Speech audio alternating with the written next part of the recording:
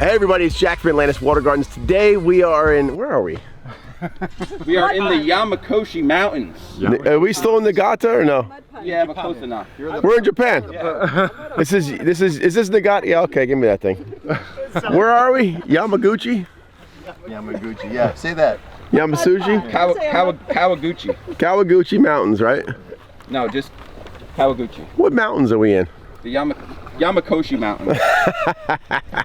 Hey guys, on the last video you saw us take a tour of all these amazing koi ponds here in Japan. Today we're going to show you how they actually catch these fish from the mud ponds and bring them inside to actually sell these fish. So we're at a mud pond. This pond is just a clay pond where they grow the fish out. So they kind of stress them out a bit so they can get the color and the size out of them. And then they catch them and then bring them into their facilities. Right now they're doing something called seining the fish. So they've got this gigantic net, it's weighted on the bottom, and they're dragging it across this enormous pond.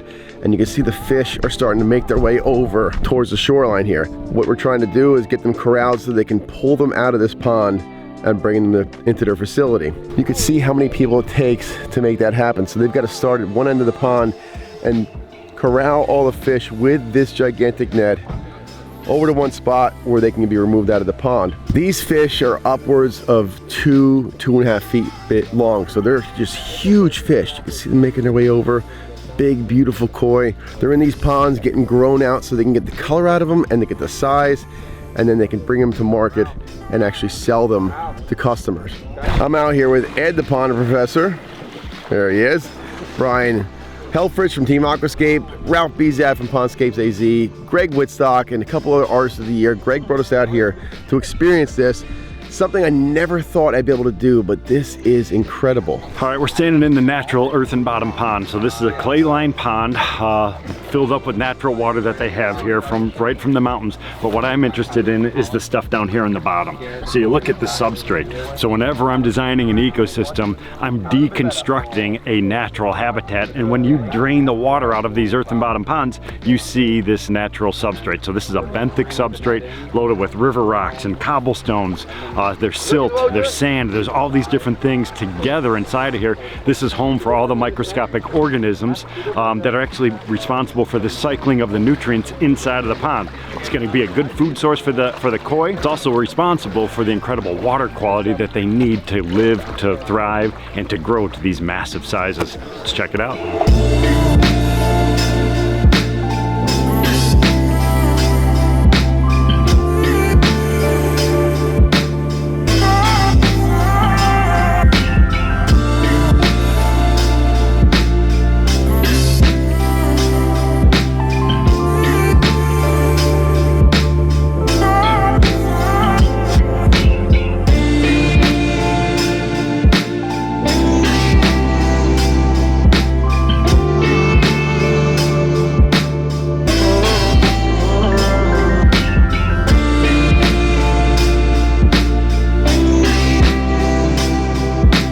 It was wonderful. It was wonderful and so exciting. It's neat to see what has changed in the 6 months that they've been out there. How much bigger they've gotten, the colors, and how deeper and richer they are. And then just to handle fish this size. I mean, look at this, just massive. Zo'n 70 centimeter en die gaat de bak in. These fish went in May time, but the reason that they've gone into this pond is because this pond will specifically put body on a koi. So it's not all about the length of the fish. They want the fish to go into its potential size and its length. So they'll have different ponds for doing different things. So this pond is just mainly for the body shape. He's got other ponds that will take him long ways, and then he's got other ponds that do other things, like they'll bring the colours out differently. It's quite amazing really how they know each of their ponds. So, and that's pretty much it. But these koi will have probably grown about 10 centimeters in a space of 4 months, which is, pretty incredible really. And that's why people leave the fish here. We have customers that have got fish in here that have grown out, but then the breeder will decide which mud pond. He'll assess the koi before they go out, and then he'll decide which mud pond to put the fish into to get the best potential out of those individual fish. This one? Yeah. Ed, you're gonna tell me why it's so special for you doing this? this is the birthplace of all this. So to be part of this tradition that has been happening for hundreds and hundreds of years out here is just unbelievable. This is the Mecca for koi, and we're right smack in the middle of it, loving every minute. First of all, I've never had an experience like this ever, and I'm actually here to learn a lot about koi, which is something I don't know too about. And for me to be able to be here, and one of my first experiences is to come to Japan, I think it's a home run. So there's guys here that have been here for 30 something years, and this is their first time. I'm super lucky to be here today. Oh, this is so cool. I mean, this is a bucket list trip for me. I've been dreaming about this since I saw Karate Kid the first time.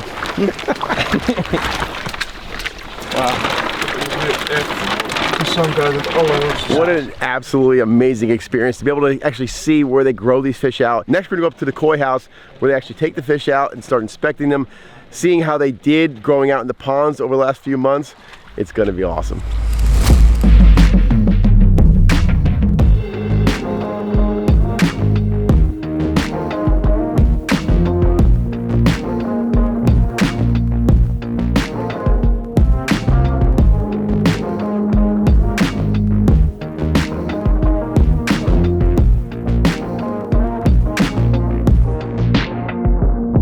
So we're back here over at Shantaro's other house, and they've got these massive koi in the tanks now. Next step, they're gonna pull these guys out. They're gonna put them in some other tubs. They measure them, figure out exactly what the size are. They do all their documentation.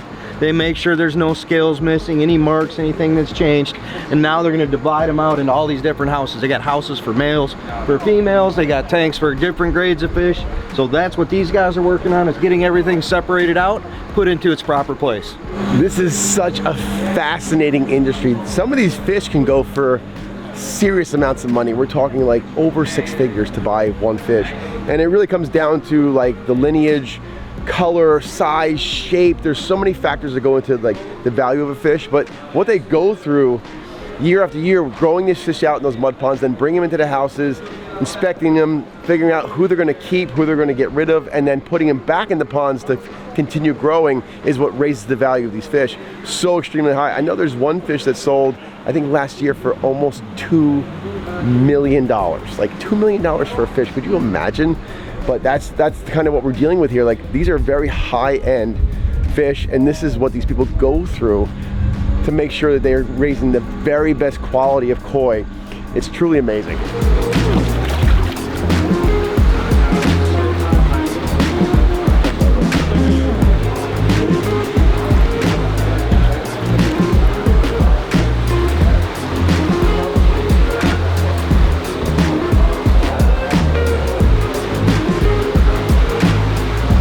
So there's actually a combination of kohakus, sankes, and showas in here. And the difference between a showa and a sanke is a white fish with black and orange markings. A showa is a black fish with orange and white markings. The easiest way to tell is usually on a showa, the black goes out past their nose. A sanke, the black stays back behind them. So we look down here, like this one in the corner is a giant, giant sanke. This is a huge business. There are buyers here that will actually purchase these fish and then let them grow out more so they can double or even triple, quadruple the value of a fish. So they'll come here, they'll inspect colors and size and shape and stuff. They'll purchase the fish and then they'll pay to have it grown out further in the mud ponds season after season until they get to the size where they feel like they can get the most value out of it. This is a huge commodities trading type market where they buy these fish. It's like buying artwork. So you buy a piece of art, hold on to it, and then it increases value, hopefully. The thing is, you're dealing with a living organism. They could actually die. So I've heard stories of people buying fish for big money and then they end up dying, which is really a possibility. It's not the common thing that happens, but they're hoping they can buy this, like buying a stock, hold on to it, and then the color comes out more, or the size develops better, the shape of the fish develops more to the point where they can bring it to market and then sell it for quadruple or however many times their money. So it's really an interesting industry.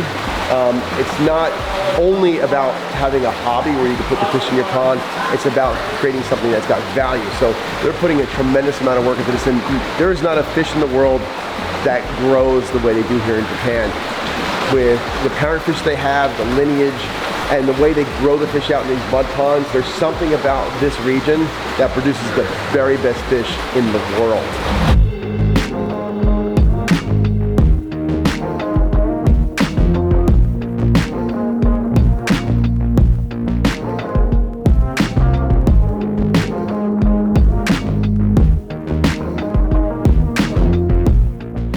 looking at this location for a brand new aquascape ecosystem pond right here in the heart of Nagata, Japan, which is ground zero for the koi world. This is going to be an unbelievable project. So he has a couple of these concrete basins down over at the bottom. No longer uses them. We're talking about ripping those out, coming in with some massive boulders. Yesterday when we were driving around looking at some of the different koi farms, we saw some incredible boulders right here in and around the mountainsides. So we know we're going to have an abundance of stone that we could work with, which is going to make all the difference in the world for this. So remember what we want to try to do. We talked about it earlier this morning when we went to the mud bottom pond. We want to deconstruct that system. We want to look at the benthic substrate. We want to recreate it right here to create a full-blown aquascape ecosystem. River rock, boulders, setting up that ecosystem down at the bottom where they could showcase some of these fish. They have spectacular fish. They are in these rectangular containers. Basically, this is utilitarian. This is a farming production type system. What we want to do is create more of a lifestyle. We want to have that water feature. We want to have a big waterfall cascading down this hillside, starting everything out with a huge wetland filter, which all of you probably are familiar with, but those wetland filters will detoxify the water, and this is filtration the way nature intended it. We're going to create an incredible system right here, 2024. Fall of 2024. Saito and Koskai, his son, this is a true family business. Yeah. Every day they've been our host. The last time I was here with my dad, they were the same thing. We talked about putting an ecosystem pond in, but this is your first time here. Yep. It's the first time for the Artists of the Year, so this was an invite only. We brought all of the aquascape artists of the year that came out here. The idea was that we would find a place to build a pond, come back, and you know what I want to do, Ed? He doesn't know this yet. Okay. I want to tell Saito at lunch we're going to give him a coffee table book. Okay. And then I want to say that we're going to pick out one fish and we're going to let it go outside for the next 2 years. Oh, cool. And then we're going to come back out here in the fall of 2024 when we put this pond in, and we're going to also harvest the fish. Very cool. And so I'll get the fish and he'll get the aquascape ecosystem pond, and we'll get the story of a lifetime, going to be able to be in the koi capital of the world in Nagata, Japan, putting an aquascape ecosystem pond in with a bunch of certified aquascape contractors for everybody that comes out here to see how it functions out here in the koi capital of the world. Well, speaking of koi capital of the world, our next stop is going to be the Koi Museum. Oh yeah, I'm that's totally super looking fun. forward to that. You've never seen so much koi stuff in one place as the Koi Museum. Crazy.